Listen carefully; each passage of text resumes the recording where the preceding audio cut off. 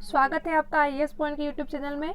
हमारा सेक्शन आपका रहता है इम्पोर्टेंट प्रश्न का, जिसमें आज जो हम डिस्कस करेंगे वह कुछ प्रमुख जो योजनाएं या तो फिर कुछ ऑपरेशन वगैरह जो अभी किए गए हैं उसके बारे में हम डिस्कस करेंगे। आई होप आपको आज का जो क्लास है यह बहुत अच्छा लगेगा, क्योंकि ये आपके लिए बहुत ही ज़्यादा हेल्पफुल है। इसके साथ अगर किसी भी प्रश्न का उत्तर आपको पता है तो वो आप हमें ज़रूर कमेंट सेक्शन में बताइए। जो वार्षिकरण का हमारा चल रहा था वो पूरा ख़त्म हो चुका है। अगर इसके द्वारा अगर कुछ भी और बच जाता है तो वो हमको आगे क्लास में हम आपको बता देंगे। और अभी जो चल रहा है ये हाल फिलहाल में जो हुई घटनाएं हैं उस संबंधी प्रश्न रहेंगे आपके, जो कि आपकी एग्जाम के लिए बहुत हेल्पफुल रहेंगे। अगर किसी भी प्रश्न का आपको उत्तर पता है तो आप हमसे कमेंट सेक्शन में बताइए, क्योंकि अगर आप जो लिख देते हैं वो आप कभी नहीं टाइम वेस्ट के। पहला प्रश्न कह रहा है कि भारत में भारतीय प्रौद्योगिकी संस्थान जिसके द्वारा साइबर फिजिकल सिस्टम आधारित सेक्टोरल एप्लीकेशन हब स्थापित किया जाएगा। क्या कहा है कि जो साइबर फिजिकल सिस्टम है इसके आधार पर सेक्टोरल एप्लीकेशन हब स्थापित किया जाएगा। ऑप्शन आपके पास आईआईटी रोपड़, आईआईटी दिल्ली, आईआईटी जोधपुर या फिर आईआईटी हैदराबाद। ठीक है, इसका सही जवाब क्या होगा? इसका सही जवाब होगा आपका ऑप्शन नंबर 1 यानी कि आईआईटी रोपड़। चलिए इसकी जानकारी देख लेंगे हम। चलिए देखते हैं कि भारतीय प्रौद्योगिकी संस्थान रोपड़ पंजाब द्वारा मल प्रबंधन और जल गुणवत्ता में सुधार हेतु फिजिकल सिस्टम आधारित जो कि सेक्टोरल एप्लीकेशन हब स्थापित किया जाएगा। क्या किया जाएगा? सेक्टोरल एप्लीकेशन हब स्थापित किया जाएगा। देखिए, पंजाब द्वारा मल प्रबंधन और जल गुणवत्ता में सुधार हेतु किसके लिए है यह? जो मल प्रबंधन और जल गुणवत्ता में सुधार के लिए, ठीक है, यह फिजिकल सिस्टम है। आगे कह रहा है कि यह कृषि और जल प्रौद्योगिकी के लिए अनुप्रयोगों के लिए एक मंच तैयार करेगा। किसके लिए करेगा? कृषि और जल प्रौद्योगिकी जो है उनके अनुप्रयोगों के लिए। आगे कह रहा है कि यह कृषि और जल से जो संबंधित मुद्दे होते हैं इसके समाधान के लिए नवाचारों को बढ़ावा देने तथा वैज्ञानिक सफलताओं और तकनीकी सहायता बढ़ाने के लिए मदद करेगा। ठीक है, इस तरह आपका ऑप्शन नंबर ए सही हो जाएगा। यानी कि आपका जो साइबर फिजिकल सिस्टम है यह किस पर आधारित है, मतलब कहाँ पर? तो देखो कि आईआईटी रोपड़ हब में स्थापित किया जाएगा। अगला प्रश्न है आपका, केंद्रीय पूर्वोत्तर क्षेत्र विकास मंत्रालय द्वारा समर्पित डुमुख हरमुती रोड, कौन सा रोड है यह? डुमुख हरमती रोड परियोजना की जो कुल लंबाई है वह कितनी है? अब देखो कि यह केंद्रीय पूर्वोत्तर क्षेत्र विकास मंत्रालय द्वारा समर्पित की गई है। ठीक है, इसकी लंबाई पूछी है। नाम क्या है आपका? डुमुख हरमुती रोड। ठीक है, यह परियोजना का नाम है। अब हमसे क्या पूछा गया है कि इसकी कुल लंबाई पूछी गई है। तो देखिए कि ऑप्शन है आपके पास 17.47 किलोमीटर, ऑप्शन नंबर बी है 15.47 किलोमीटर, ऑप्शन सी है 13.47 किलोमीटर या फिर 21.47 किलोमीटर। ठीक है, इसका सही जवाब होगा आपका 13 सही जवाब आपका होगा 17.47 किलोमीटर। डुमुख हरमुती रोड यह जो परियोजना है इसकी लंबाई है, जो कि केंद्रीय पूर्वोत्तर क्षेत्र विकास मंत्रालय द्वारा समर्पित की गई थी। ठीक है, अब देखिए डिटेल में जान लेंगे हम। कह रहा है कि 9 मार्च को केंद्रीय पूर्वोत्तर क्षेत्र विकास राज्य मंत्री डॉक्टर राजेंद्र सिंह ने, ठीक है, जो कि केंद्रीय पूर्वोत्तर क्षेत्र विकास राज्यों के हमारे राज्य मंत्री है, इन्होंने जो कि जिनका नाम क्या है डॉक्टर जितेंद्र सिंह ने पूर्वोत्तर क्षेत्र में 2 अंतर राजकीय सड़कों में परियोजना को समर्पित किया है। जिन परियोजनाओं का उद्घाटन किया है वह कौन कौन सी है? तो देखो ये परियोजना 17.47 किलोमीटर लंबी डुमुख हरमुती रोड है, जो कि असम और अरुणाचल प्रदेश को जोड़ती है, और 1.66 किलोमीटर तुर मनकाचर सड़क असम की मेघालय के बीच कनेक्टिविटी प्रदान करती है। इस तरह आपका ऑप्शन नंबर ए सही हो जाएगा। अगला प्रश्न है आपका कि भारतीय रेलवे द्वारा नव स्थापित एकीकृत हेल्पलाइन नंबर, ठीक है, क्या कह रहा है कि भारतीय रेलवे द्वारा स्थापित किया गया था एकीकृत हेल्पलाइन नंबर, जिसे सभी प्रकार के प्रश्नों, सहायता और शिकायतों के लिए स्थापित किया गया। वह नंबर पूछा गया हमसे कौन सा है? ऑप्शन आपके पास 139, 131, 132 या फिर 137। ठीक है, इसका सही जवाब होगा आपका 139। देख रहे हैं किस तरह से होगा। अब देखो यह भारतीय रेलवे द्वारा, ठीक है, भारतीय रेलवे द्वारा क्या किया गया है? एकीकृत हेल्पलाइन नंबर। ठीक है, कौन सा नंबर है यह? तो 139। देखिए 8 मार्च 2021 को भारतीय रेलवे ने एक एकीकृत हेल्पलाइन नंबर जो कि 139 जारी किया। इस हेल्पलाइन नंबर का उपयोग यात्रा के दौरान यात्रियों के लिए सभी प्रकार के प्रश्नों की सहायता और शिकायतों के लिए किया जा सकता है। जैसे कि यह एकीकृत हेल्पलाइन नंबर यात्रा के दौरान त्वरित शिकायत निवारण और पूछताछ में मदद करेगा। जागरूकता बढ़ाने और लोगों को सूचित करने के लिए रेलवे ने क्या किया है, वन रियल वन हेल्पलाइन 139 नामक एक सोशल मीडिया अभियान शुरू किया है। देखो इसका नाम भी देख लो पूरा क्या है, वन रियल वन हेल्पलाइन 139 जो कि सोशल मीडिया अभियान द्वारा शुरू किया गया है। अगला प्रश्न कह रहा है कि वह राष्ट्रीय उद्यान जहां पर्यटन विभाग द्वारा नाइट सफारी की व्यवस्था प्रारंभ की गई है। ठीक है, राष्ट्रीय उद्यान का पूछा गया है जिसमें पर्यटन विभाग के द्वारा क्या किया गया है, नाइट सफारी की व्यवस्था प्रारंभ की गई है। ऑप्शन है आपके पास कि बांधवगढ़ राष्ट्रीय उद्यान, पेंच राष्ट्रीय उद्यान, कान्हा राष्ट्रीय उद्यान या फिर उपरोक्त सभी। ठीक है, आपको बता दिया जाए कि बांधवगढ़, पेंच और कान्हा जो राष्ट्रीय उद्यान है, यहाँ सभी जगहों पर, इन तीनों जगहों पर नाइट सफारी की व्यवस्था प्रारंभ की गई है। यानी कि आपका उपरोक्त सभी उत्तर सही हो जाएगा।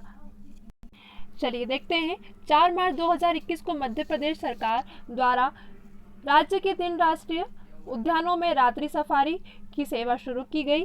यह पहल का मुख्य उद्देश्य वन्य जीव में रात्रि अनुभवों को प्रदर्शन करना क्या था, कि जो रात्रि अनुभव होते हैं उनको क्या प्रदर्शन करना। अब देखो इसके आगे क्या कह रहा है कि राज्य द्वारा प्रथम चरणों में, किसमें, राज्य द्वारा क्या किया था, प्रथम चरणों में बांधवगढ़ राष्ट्रीय उद्यान, कान्हा राष्ट्रीय उद्यान, पेंच राष्ट्रीय उद्यान, ये तीनों राष्ट्रीय उद्यान है, इनमें क्या किया गया थी, व्यवस्था प्रारंभ की गई। हमें ध्यान देना चाहिए कि कान्हा जो राष्ट्रीय उद्यान है यह मध्य प्रदेश का सबसे बड़ा राष्ट्रीय उद्यान है। मध्य प्रदेश का सबसे बड़ा राष्ट्रीय उद्यान कौन सा है, तो मध्य प्रदेश का सबसे बड़ा राष्ट्रीय उद्यान है कान्हा राष्ट्रीय उद्यान। ठीक है, अगला प्रश्न है आपका, वह राज्य सरकार जिसके द्वारा गर्मियों में जल आपूर्ति सुनिश्चित हेतु मिशन भागीरथी के तहत समर्पित निगरानी जो प्रकोष्ठ स्थापित किया गया। ठीक है, राज्य का नाम पूछा है जिसके द्वारा गर्मियों के जो जल है उसकी आपूर्ति में सुनिश्चित करने के लिए मिशन भागीरथी के तहत क्या किया गया है, निगरानी प्रकोष्ठ स्थापित किया गया है। ऑप्शन है आपके पास तेलंगाना, कर्नाटक, आंध्र प्रदेश या फिर तमिलनाडु। इसका सही जवाब हो जाएगा तमिलनाडु। ठीक है, तमिलनाडु ने क्या किया है कि जो गर्मियों का जल है उसकी आपूर्ति को सुनिश्चित करने के लिए मिशन भागीरथी शुरू किया गया। अब देखिए इसके बारे में जानकारी। 6 अगस्त 2016 को तेलंगाना राज्य सरकार द्वारा प्रत्येक गांव और शहर में गर्मियों में शुद्ध पेयजल आपूर्ति को सुनिश्चित करने के लिए मिशन भागीरथी का संचालन प्रारंभ किया गया। कब किया गया था, 6 अगस्त 2016 को तेलंगाना राज्य सरकार द्वारा प्रत्येक गांव और शहर में गर्मियों में शुद्ध पेयजल आपूर्ति को सुनिश्चित करने के लिए मिशन भागीरथी का संचालन प्रारंभ किया था। हाल ही में तेलंगाना सरकार ने क्या किया है, पेयजल आपूर्ति की जो शिकायत है उसको हल करने के लिए, मतलब शुरू तो यह 6 अगस्त 2016 को हो गई थी, परंतु क्या हुआ, फिर भी शिकायतें आ रही थी। हाल ही में क्या हुआ, तेलंगाना सरकार द्वारा क्या हुआ था, पेयजल आपूर्ति में शिकायत को हल करने के लिए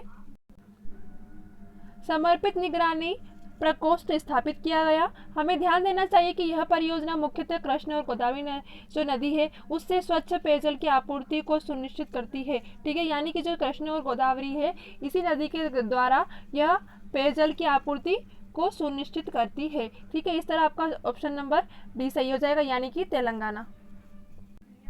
अगला प्रश्न है आपके पास, केंद्र सरकार द्वारा पेट्रोलियम एंड सेफ्टी ऑर्गेनाइजेशन के तकनीकी कैडर के तहत नई सेवा प्रारंभ की गई, वह कौन सी है। ऑप्शन आपके पास Indian petroleum explosives safety service. Option number 2 है आपका petrochemical explosives safety service. Option number C आपका petroleum and natural gas explosives service safety service, या फिर आपके पास लास्ट ऑप्शन है कि petrol and coal explosives safety service. ठीक है, इसका सही जवाब हो जाएगा आपके पास ऑप्शन नंबर ए, यानी कि इंडियन पेट्रोलियम एक्सप्लोरो और स्विस सेफ्टी सर्विस। ठीक है, जो कि क्या करेगी, केंद्र सरकार द्वारा यह पेट्रोलियम एंड सेफ्टी ऑर्गेनाइजेशन तकनीकी में क्या करेगी, केडर के रहत नई सेवा प्रारंभ की गई।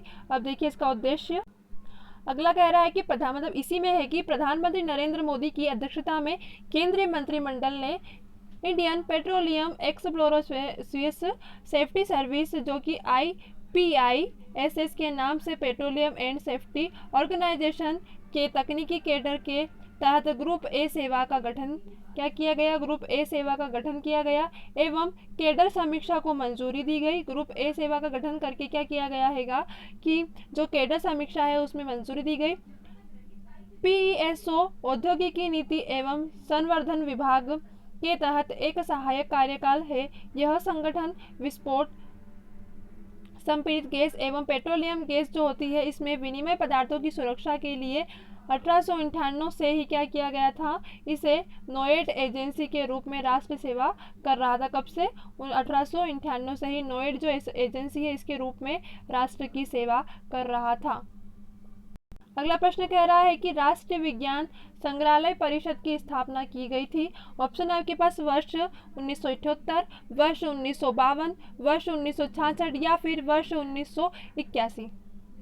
क्या पूछा है? राष्ट्रीय विज्ञान संग्रहालय जो परिषद है इसकी स्थापना पूछी गई है।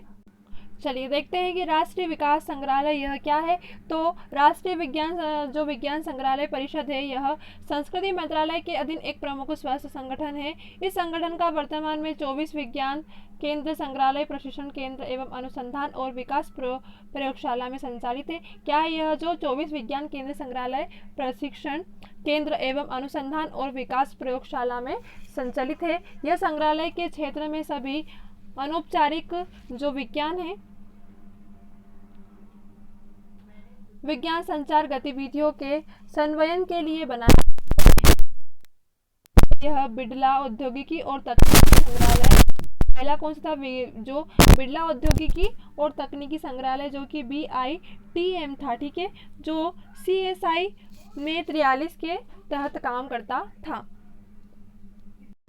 अगला प्रश्न कह रहा है कि भारत सरकार द्वारा विश्व धरोहर सूची में शामिल करने हेतु अनुमोदित धोलावीरा धरोहर किस स्थल मतलब कि किस राज्य में स्थित है? कौन सी धोलावीरा धरोहर, ठीक है, यह क्या किया है? विश्व धरोहर सूची में शामिल करने हेतु। ऑप्शन आपके पास कि महाराष्ट्र, गुजरात, मध्य प्रदेश या फिर बिहार। सही जवाब है इसका गुजरात, ठीक है। गुजरात में क्या है कि यह विश्व धरोहर शामिल को मतलब इसे जो धोलावीर है इसको क्या है विश्व धरोहर में शामिल किया जाना है। अब देखो डिटेल में देख लेंगे हम। भारत सरकार ने विश्व धरोहर सूची में शामिल करने के लिए 2 नामांकन डिजायर प्रस्तुत किए हैं।